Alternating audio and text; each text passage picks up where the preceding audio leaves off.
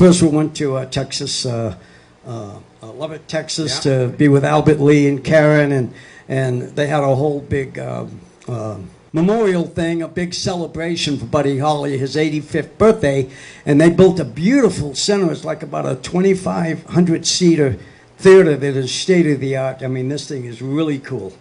And they sold out, and Peter Frampton was on the show, Steve Cropper, of course, Albert Lee. James was going to be there, Burton, and he got COVID at the last minute, had to cancel.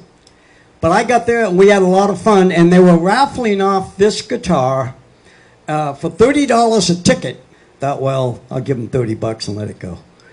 And we went on our way.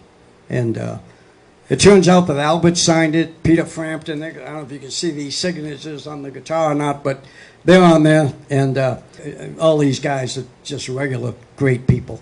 So I was honored to get to meet them. But we had a wonderful time, and so we left there, and the next stop was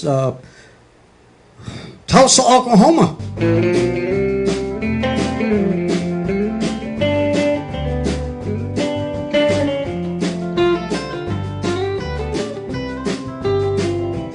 And we had gone on to Tulsa, we went to Tupelo, we went to Nashville for 5 days, then we made it over to North Carolina, and then I got the phone call. Yeah. Is this Carmine Sardo? I said, yeah. And they said, you won that guitar. I said, you picked my name out, all those numbers, out all those people. They said, yeah, how do you want it? I said, well, I'll pick it up on the way home, I guess.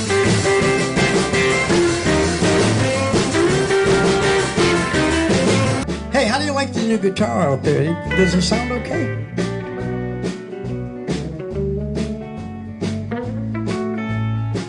It's a great guitar. It sounds really good.